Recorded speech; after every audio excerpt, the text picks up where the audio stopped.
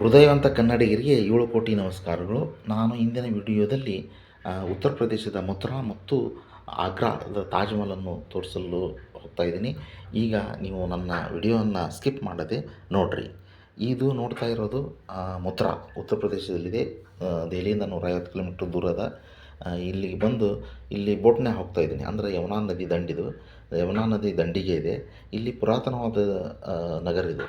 ಇಲ್ಲಿ ಈಗ ನಾನು ಇಲ್ಲಿ ಇಳ್ಕೊಂಡಿದ್ದ ಜಾಗ ಇದು. ಈ ಕೇವಲ 300 ರೂಪಾಯಿದಾಗ ನಾವು ಒಂದು ರೂಮ್ ಸಿಗುತ್ತೆ. ಇಲ್ಲಿ ಅನೇಕ ಧರ್ಮಶಾಲೆಗಳಿವೆ. ಆರಾಮ್ ಇರ್ಬೋದು ಮತ್ತು ಊಟಕ್ಕೆ ಆಗಲಿ ಏನೂ ತೊಂದರೆ ಇಲ್ಲ.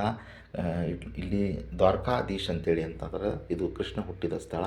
ಇಲ್ಲಿ ಮಂದಿರ ಇಲ್ಲೇ, ಬಟ್ ವಿಡಿಯೋ ಅಲೋ ಮಾಡೋದಲ್ಲ, ಹೀಗಾಗಿ ಅಲ್ಲಿ ಒಳಗಿನ ತಡೆಯೋಕ್ಕಾಗಲಿಲ್ಲ. ಈಗ ಪ್ರೇಮ ಮಂದಿರಕ್ಕೆ ಬಂದೆ. ಇದು ವೃಂದಾವನದಲ್ಲಿದೆ. ಮಥುರಾದಿಂದ ಸುಮಾರು 20 ಕಿಲೋಮೀಟ್ರ್ ದೂರದಲ್ಲಿ ಈ ವೃಂದಾವನ ಅನ್ನೋ ನಗರ ಇದೆ. ಇಲ್ಲಿ ಅನೇಕ ದೇವಾಲಯಗಳಿದಾವೆ, ಒಂದಲ್ಲ. ಅದರಲ್ಲಿ ಮೇನ್ ಐಕಾನಿಕ್ ಅಂತಂದರೆ ಪ್ರೇಮ ಮಂದಿರ.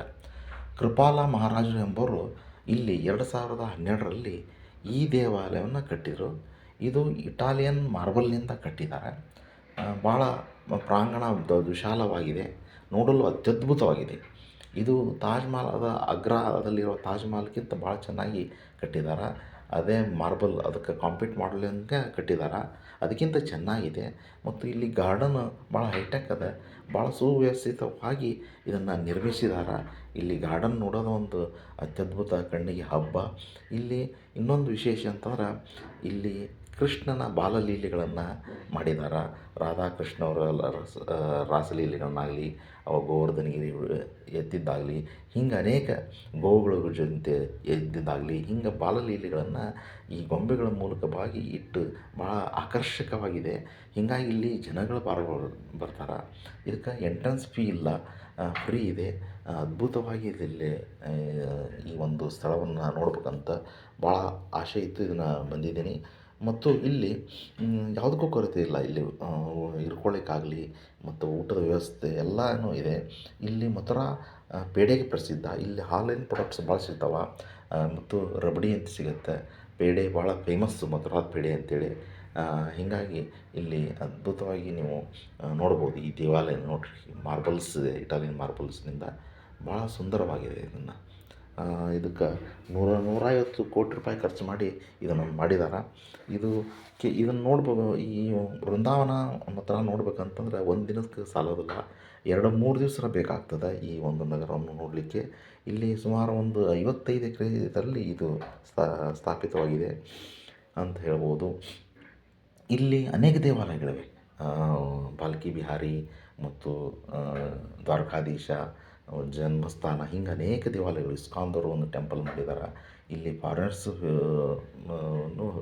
ವಿಸಿಟ್ ಮಾಡ್ತಾರೆ, ಭಾಳ ಜನ ವಿಸಿಟ್ ಮಾಡ್ತಾರೆ. ಇದು ಭಕ್ತಿಯ ಒಂದು ಕೇಂದ್ರ ಅಂತ ಹೇಳ್ಬೋದು ಮಥುರಾ ಅನ್ನೋದು. ಯಮುನಾ ನದಿಯ ದಂಡಿ ಮೇಲಿದೆ. ಇದನ್ನು ನೀವು ದೆಹಲಿಗೆ ಬಂದ್ರೆ ತಪ್ಪದೇ ಈ ಒಂದು ನೋಡಿರಿ. ಇದು ಒಳಗಿನ ಆರ್ಕಿಟೆಕ್ಚರ್ ಭಾಳ ಸುಂದರವಾಗಿ ಮಾರ್ಬಲ್ ಇಲ್ಲೇ ಮಾಡಿದ್ದಾರೆ. ಕೆತ್ತನೆ ಕೆಲಸ ಭಾಳ ಚೆನ್ನಾಗಿದೆ. ರಾಧಾಕೃಷ್ಣರ ಮೂರ್ತಿ ಇದಿಲ್ಲೇ. ಇದು ಒಳಗಿಂದು ಗೋಪುರ ಸುಂದರವಾಗಿದೆ. ಇಲ್ಲಿ ಹೊರಗೆ ಮಾಡಿದ್ದು ಈ ರಾಧೇಕೃಷ್ಣವರು ಮಾಡಿದ್ದು ಗೊಂಬೆಗಳನ್ನು ಹಿಂದೊಬ್ಬರು ತೋಗ್ತಾ ಇದ್ದಾರೆ. ಸುಂದರವಾಗಿ ಕಲಾಕೃತಿಯನ್ನು ಮಾಡಿದ್ದಾರೆ. ಇದನ್ನು ನೋಡೋದೊಂದು ಕಣ್ಣಿಗೆ ಹಬ್ಬ ಅಂತ ಹೇಳ್ಬೋದು. ಇನ್ನು ನಾನು ಆಗ್ರಾಕ್ಕೆ ಬಂದೆ. ಆಗ್ರಾದಲ್ಲಿ ತಾಜ್ ಮಹಲ್ ಭಾಳ ಫೇಮಸ್ಸು. ಇದು ವರ್ಲ್ಡ್ ಹೆರಿಟೇಜ್ ಸ್ಪಾಟ್ ಇದು. ಇದಕ್ಕೆ ಯುನೆಸ್ಕೋದ ಮಾನ್ಯತೆ ಸಿಕ್ಕಿದೆ. ಇದು ಜಗತ್ತಿನ 7 ವಂಡರ್ಗಳಲ್ಲಿ ಇದು ಒಂದು. ಇದು ಎಂಟ್ರೆನ್ಸಿಗೆ ಕೆಂಪು ಕಲ್ಲಿನಿಂದ ಒಂದು ಇದು ಮಾಡಿದ್ದಾರೆ, ಕಮಾನು ಮಾಡಿದ್ದಾರೆ.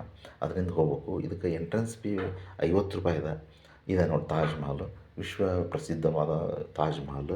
ಇದನ್ನು ಶಹಜಹಾನ್ ತನ್ನ ಹೆಂಡತಿ ಮಮ್ತಾಜ್ಗೋಸ್ಕರ ಕಟ್ಟಿಸಿದ. 1653ರಲ್ಲಿ ಇದು ಪೂರ್ತಿ ರೆಡಿಯಾಗಿ ನಿಂತು.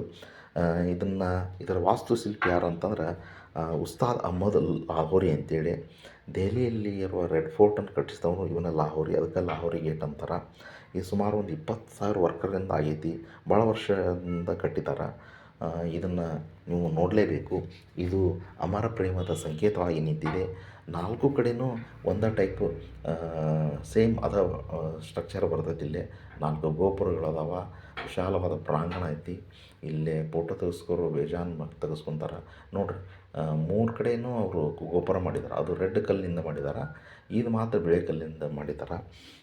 ಇದು ಒಂದು ಯಮುನಾ ನದಿ ದಂಡೆ ಮೇಲೆ ಐತಿ. ಇದು ಬ್ಯಾಕ್ ಸೈಡ್ ಬರ್ತೈತಿ. ಇದು ಯಮುನಾ ನದಿ ದಂಡೆ ಮ್ಯಾಗ ಅದ್ಭುತವಾಗಿ ಈ ತಾಜ್ ಮಹಲ್ ಕಂಗೊಳಿಸ್ತದೆ. ಇದು ಇಂಡೋ ಇಸ್ಲಾಮಿಕ್ ಶೈಲಿಯನ್ನು ಹೊಂದಿದೆ. ಹೊಂದಿದಂಥ ಈ ಒಂದು ಅದ್ಭುತವಾದ ಒಂದು ಮಾನ್ಯುಮೆಂಟ್ ನೋಡಲೇಬೇಕು. ನೀವು ಇಲ್ಲಿ ದೆಹಲಿಗೆ ಬಂದ್ರೆ ತಪ್ಪದೇ